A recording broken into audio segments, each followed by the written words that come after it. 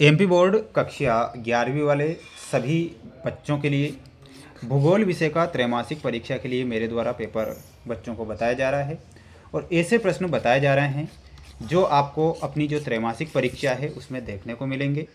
इसलिए मेरा उन बच्चों से ये कहना है कि आप इस क्वेश्चन पेपर को पूरा ध्यान से देखेंगे और अच्छे से याद करेंगे, क्योंकि ऐसे क्वेश्चन बताऊंगा जो कि आपकी परीक्षा जो है त्रैमासिक परीक्षा उसमें पूछे जाएंगे। इसलिए आप इस क्वेश्चन पेपर को पूरा ध्यान से देखें और अच्छे से याद करें। जो विद्यार्थी हमारे साथ नए जुड़े हुए हैं सभी को चैनल को सब्सक्राइब जरूर करके रखना है। ये 3 घंटे का समय में आपको 70 नंबर का पेपर सॉल्व करके आना है। और मैं आपसे कहना चाहूँगा कि त्रैमासिक परीक्षा के नंबर आपके जुड़ेंगे, इसलिए आपसे बस इतना कहना है कि अच्छे से एग्ज़ाम दें जिससे कि परीक्षा में अच्छे नंबर मिले। आइए शुरुआत करते हैं हमारे प्रश्नों से जो आपको परीक्षा में दिए जाएंगे और आपसे पूछे जाएंगे। प्रश्न आप देखिएगा, जैसा कि पहला क्वेश्चन है आपका, सही विकल्प चुनकर लिखिए में। प्यारे विद्यार्थियों ध्यान से इसको देखना है और याद आपको करना है। क्वेश्चन पूछा गया है, भूगोल की किस शाखा के अंतर्गत जनसंख्या, नगरीय बस्तियों, ग्रामीण बस्तियों, परिवहन और संचार आदि का अध्ययन किया जाता है? तो वो किस में किया जाता है? तो ये किया जाता है मानव भूगोल में। तो आंसर के रूप में आपको लिखना है मानव भूगोल।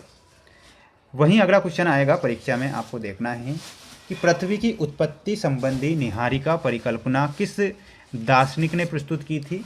तो यहाँ पर आपको लिखना है लाप्लास। ठीक है, तो उनका नाम क्या था? लाप्लास था, तो लाप्लास लिखना है।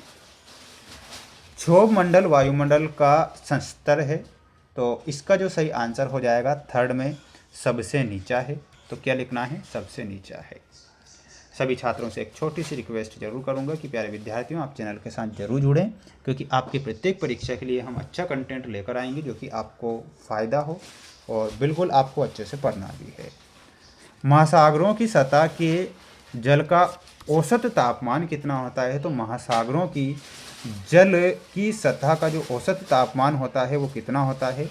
लिखना है 7 डिग्री सेल्सियस। कितना होता है? 7 डिग्री। कयाल पाए जाते हैं, तो ये जो कयाल है वो कहाँ पर पाए जाते हैं? केरल में कयाल पाए जाते हैं। तो आंसर के रूप में आपको लिखना है Kerala will be correct answer. फूलों वाली बौछार का संबंध किसके उत्पादन से है? तो प्यारे विद्यार्थियों फूलों वाली बौछार का जो संबंध है वो कहवा से है। तो यहाँ पर आपको लिखना है कहवा। कहवा उत्पादक राज्य कौन सा है? तो ये आपको कमेंट बॉक्स में देना है। इसके बाद में देखिएगा ये क्वेश्चन जो आप देख पा रहे हैं ये रिक्त स्थान वाले क्वेश्चन हैं। भूकंपीय तरंगों की तीव्रता की मापनी के नाम से जानी जाती है। तो यहाँ पर मर्केली स्केल के नाम से जाना जाता है, यानी कि भूकंप की तीव्रता को किस में मापा जाता है? मर्केली स्केल में मापा जाता है। ठीक है, भूकंपीय तरंगों को किस में मापा जाता है? रिक्टर स्केल में मापा जाता है, लेकिन तीव्रता के बारे में पूछा गया है तो मर्केली स्केल उसे बोलेंगे। ब्राज़ील में घाना के तट पर के बड़े निक्षेप पाए जाते हैं। तो किसके पाए जाते हैं? प्लेसर के पाए जाते हैं। तो आंसर क्या होगा हमारा? प्लेसर। अपक्षेप, बृहत क्षरण, अपर्दन एवं निक्षेपण भू आकृतिक प्रक्रियाएं हैं। तो यहाँ पर आपको लिखना है बहिर्जनिक प्रक्रियाएं हैं।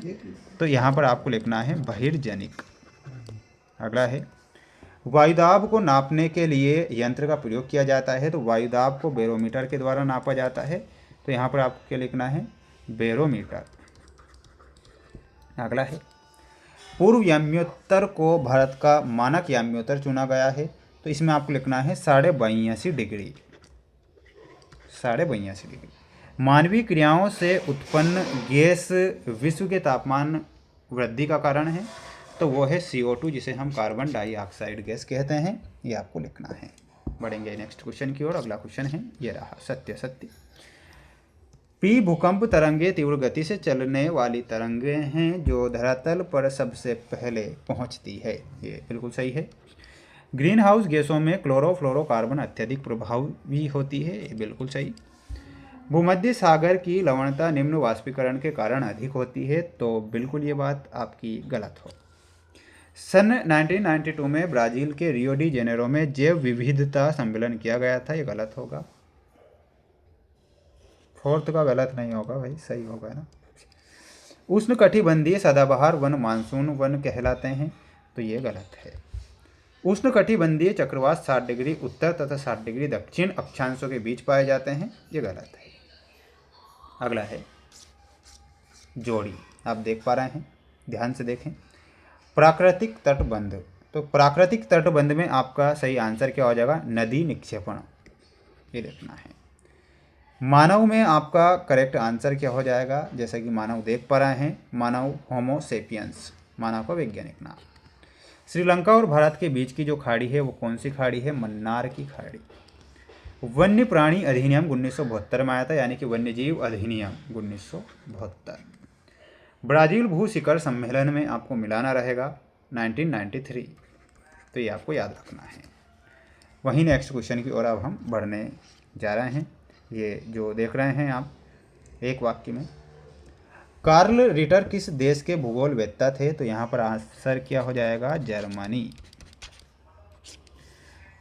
हॉर्न किसके द्वारा निर्मित होते हैं? तो हॉर्न ये ग्लेशियर या हिमनद के द्वारा होते हैं, तो यहाँ पर आपको क्या लिखना है? ग्लेशियर।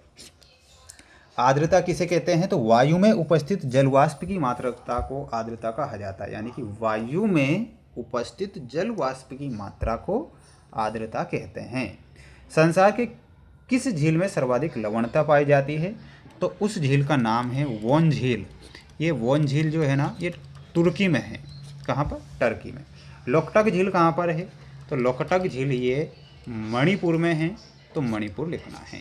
प्यारे बच्चों, प्यारे साथियों, ये जो क्वेश्चन मैं बता रहा हूँ, जो आप स्क्रीन के सामने देख पा रहे हैं, इन सभी के आंसर में आपको एक और वीडियो आएगा, उसमें मैं बता दूंगा। बिल्कुल आप निश्चिंत रहिएगा, क्योंकि इनके आंसर जैसे ही हम निकालेंगे और वैसे ही हम आपके लिए लेकर आएंगे।